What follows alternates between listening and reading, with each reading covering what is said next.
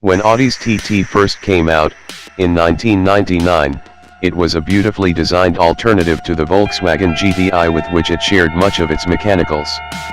If you liked the idea of driving a GTI but couldn't stand that it looked like the most common three-box car in world history, the TT provided a solution with its Bauhaus-like design. Audi has continually improved the TT since, achieving performance enhancements over the GTI that are nearly as great as its visual advantages. As evidence, behold this latest TT-Rs, the reworked top-of-the-line model, based on the third-generation TT introduced in 2014. Distinguished by its aggressive front fascia and powered by a thoroughly revamped version of the 2.5-liter inline 5-cylinder engine, the new model promises to scoot from 0 to 60 miles per hour in about 3.5 seconds, a heady figure indeed for a car often dismissed as all style and no substance.Five alive. The major mechanical change from the last-gen TT-Rs is a reworked engine, with an aluminum block, a lighter crankshaft, an aluminum oil pump, a magnesium upper sump, and a number of other measures that slice some 57 pounds from the engine's weight. That's particularly significant because the engine is entirely forward of the front wheel center line. The engine also gets a revised cylinder head, Audi's variable valve lift and aeration system on the exhaust cam's haft. It switches between cam lobes like Honda's VTEC system, although with a different mechanism, the addition of port fuel injection to the existing direct injection setup, and boost pressure bump from 18.1 to 19.6 psi. Those changes increase output from 360 to 400 horsepower and torque from 343 to 354 lb-ft. Fuel economy is said to improve slightly, although EPA figures are not yet available. Within the TT model lineup, this engine gives the TT-Rs 108 more ponies than the TTS and 180 more than the base TT. This hefty output flows through a 7-speed dual-clutch automatic transmission, which Audi calls S-tronic. From there it goes to the front differential, as well as to a drive shaft and a hydraulic clutch pack just forward of the rear differential. That clutch pack is computer controlled to divert power to the rear wheels based on traction conditions and the drive mode selected. In normal driving, roughly 80% of the powertrain's output goes to the front wheels. But when you start hustling, the system sends more power rearward and even applies the brakes selectively to overdrive the outside wheels, which promotes more agile turn-in. The Rs uses the strut front and multi-link rear suspension geometry of the standard TT, but with firmer shocks and springs and a 0.4-inch lower ride height. Magnetor-helical shocks likely will be standard on US cars, but a dynamic plus suspension with even stiffer springs and tighter, non-adjustable shocks will be offered as an option for the hardcore. The standard tires are 245/35-19 high-performance summer tires on 9-inch wide wheels, while 255/30-20s will be optional. Those are the same combinations offered on the TTS, as the Rs uses the same fenders and has no space for larger rubber. The TT-Rs does, however, come with larger front brakes, 14.6 by 1.3-inch front rotors with lightweight aluminum hat sections clamped by 8 piston calipers, and 12.2 by 0.9-inch rotors with single piston sliding calipers in the rear. Those front brakes are not only 1.3 inches larger than the ones on the TTS, they're also bigger than the front brakes on a Porsche 911 Carrera S. And if you want even more braking, carbon ceramic rotors are an option for the front wheels. Rs visuals. As mentioned earlier, the Rs cars are instantly identifiable thanks to a new front fascia with larger air intakes in the lower corners, an egg crate grille, and a more pronounced lower spoiler. In the rear, the Rs has larger exhaust pipes, a prominent diffuser, and a fixed rear wing.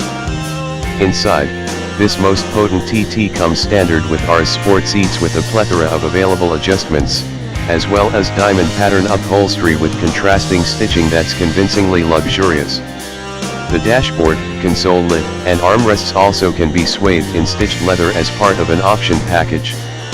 For the most part, the TT-Rs shares the lovely interior of the standard TT, with the climate controls cleverly integrated in the vent registers and the 12.3-inch high-definition screen that serves as a highly configurable instrument cluster.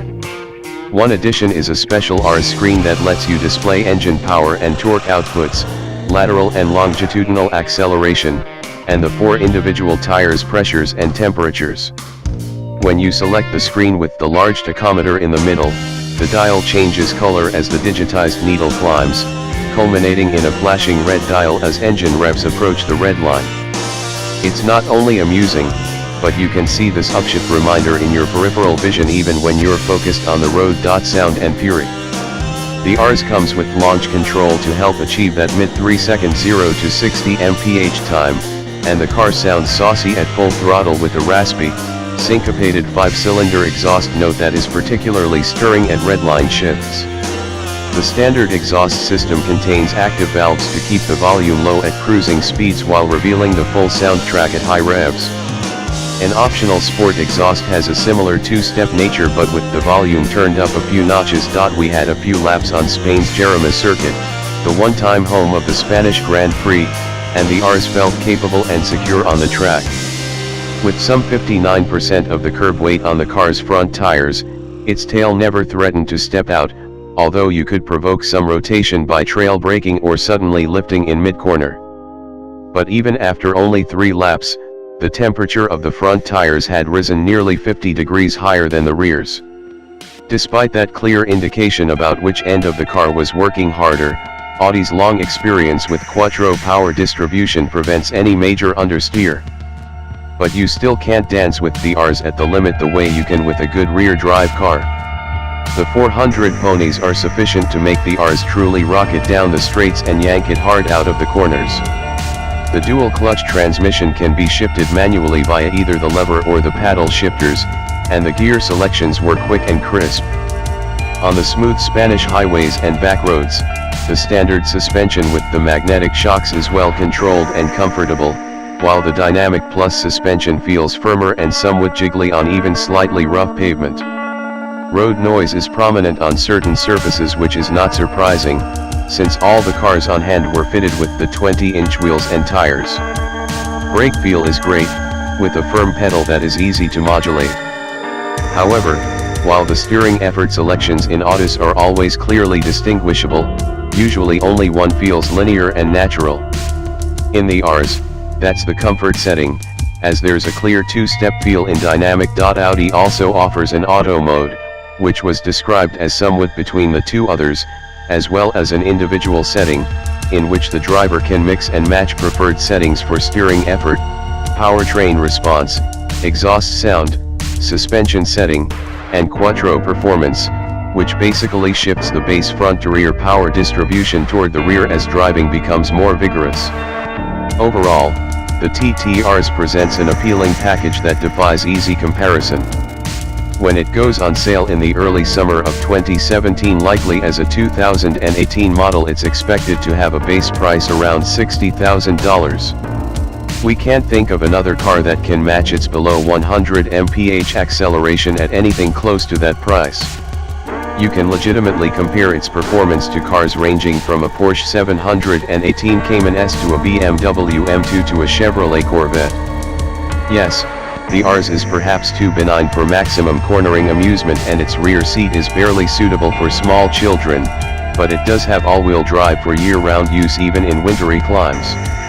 And it has enough electronic trickery to amuse even avid infotainment fanboys. That combination makes it an automotive decathlete with great appeal for those who want a supremely capable daily driver.